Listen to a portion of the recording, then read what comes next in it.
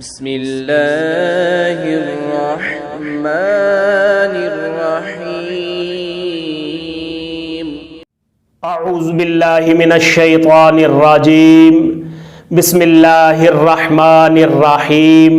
اللہ پاک کے فضل و کرم، حضور نبی رحمت تاجدار مدینہ صلی اللہ علیہ وآلہ وسلم آپ کے نالین پاک کے تصدق سے آج ہم سورۃ الفاتحہ کی تفسیر شروع کرنے جا رہے ہیں۔ آج ہم نے جو چیزیں پڑھنی ہیں وہ دو قسم کی ہے۔ پہلی چیز جو ہم نے پڑھنی ہے وہ یہ ہے، رب کائنات نے قرآن پاک کا آغاز الحمدللہ رب العالمین سے کیوں فرمایا، اس کی وجہ کیا ہے، آج وہ وجہ پڑھیں گے۔ اور دوسرے نمبر پر اکثر دلوں میں یہ سوال پیدا ہو جاتا ہے کہ دنیا میں جب انسان آیا تو سب سے پہلے انسان کی زبان سے جو الفاظ ادا ہوئے وہ کیا تھے، وہ کلام کیا تھا جو انسان کی زبان سے پہلے نمبر پر ادا ہوا، وہ کون سے حروف ہیں جو ادا ہوئے، آج ہم ان کے بارے میں جانیں گے۔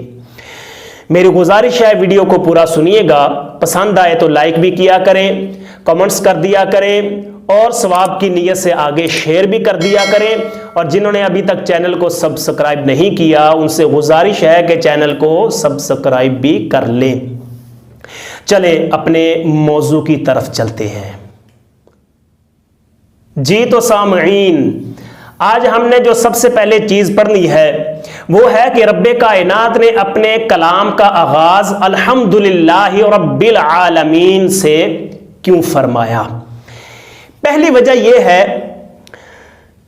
کہ الحمدللہ کے 8 حروف ہیں اور جنت کے دروازے بھی 8 ہیں، یعنی معلوم ہوا کہ رب کائنات نے سب سے پہلے الحمدللہ کو اس لیے رکھا کہ جو بھی سچے دل کے ساتھ، صفائی قلب کے ساتھ اللہ کی رضا کے لیے الحمدللہ سے کلام پاک کا آغاز کرتا ہے تو جیسے ہی وہ الحمدللہ کہتا ہے، ان 8 حروف کے صدقے میں رب کائنات جنت کے 8 دروازے کھول دیتا ہے، 8 دروازے کھل جاتے ہیں۔ اور جتنا آگے پڑھتا جائے گا اللہ رب العزت نعمتوں میں فضل و کرم میں اضافہ ہی کرتا چلا جائے گا۔ دوسری وجہ رب کائنات نے الحمدللہ سے اپنے کلام کا آغاز کیوں فرمایا، دوسری وجہ یہ ہے کہ عبادت کی جان اللہ کی تعریف ہوتی ہے۔ تو جب بھی ہم عبادت کی نیت سے قرآن ادا کرنے لگیں گے، تلاوت قرآن کرنے لگیں گے، تو جب ہم الحمدللہ سے کلام کا آغاز کریں گے تو یعنی ہم سب سے پہلے اللہ کی تعریف کریں گے، پھر اس کے بعد کلام پاک کا آغاز کریں گے۔ اسی وجہ سے رب کائنات نے سب سے پہلے الحمدللہ سے قرآن پاک کا آغاز فرمایا۔ تیسرے نمبر پہ مسلمانوں کو یہ سبق دیا جا رہا ہے کہ جب بھی تم اپنا کوئی بھی کام کرنے لگو، کسی قسم کا کام، نیکی کا کام ہو، جب بھی اسے کرنے لگو تو اللہ کی تعریف سے کرو، کیونکہ رب کائنات نے اپنے کلام کا آغاز بھی اپنی تعریف سے فرمایا ہے۔ اسی وجہ سے رب کائنات نے کلام پاک میں سب سے پہلے الحمدللہ سے اپنے کلام کا آغاز کیا اور ہمیں یہ سبق دیا کہ لوگوں جب بھی تم کوئی کام کرنے لگو تو پہلے میری تعریف کر لیا کرو، تمہارے کام میں رب کائنات برکت عطا فرمائے گا۔ اس کے بعد جو وجہ ہے وہ یہ ہے کہ جب بھی کسی بادشاہ کے سامنے کوئی عرض کی جاتی ہے، گزارش کی جاتی ہے تو پہلے اس کی تعریف کی جاتی ہے، اس کو تعریف یہ القابات دیے جاتے ہیں۔ اسی طرح جب کسی کو خط لکھا جاتا ہے تو خط میں پہلے القابات لکھے جاتے ہیں، بعد میں اپنی جو عرض ہوتی ہے اس کو لکھا جاتا ہے۔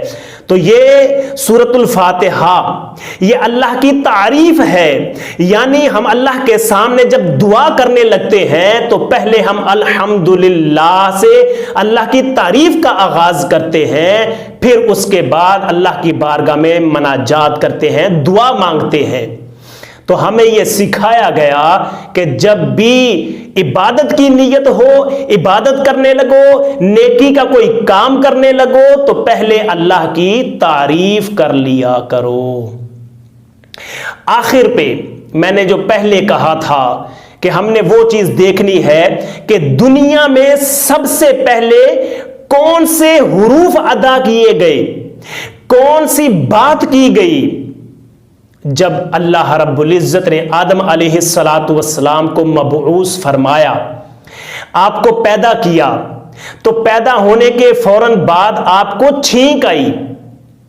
جب چھینک آئی تو سب سے پہلے جو آپ کی زبان سے یعنی دنیا میں جو سب سے پہلے الفاظ ادا کیے گئے وہ الفاظ تھے الحمدللہ رب العالمین۔ یہی وجہ ہے کہ رب کائنات کو یہ ادا اتنی پسند آئی، اللہ رب العزت نے اس ادا کو اتنا پسند فرمایا کہ جب اپنا کلام پاک رب کائنات نے شروع کرنا چاہا تو انہی الفاظ کو سب سے پہلے رکھا، یعنی پتہ چلا کہ دنیا میں جو سب سے پہلے الفاظ ادا کیے گئے وہ تھے الحمدللہ رب العالمین۔ امید ہے آپ دوست احباب کو ویڈیو پسند آئی ہوگی۔ ویڈیو پسند آئے تو لائک کیا کریں، شیئر کیا کریں، اور جو چینل پر پہلی مرتبہ آئے ہیں وہ چینل کو سبسکرائب بھی کر لیا کریں۔ اللہ رب العزت میرا اور آپ کا حامی و ناصر ہو۔ السلام علیکم ورحمۃ اللہ وبرکاتہ۔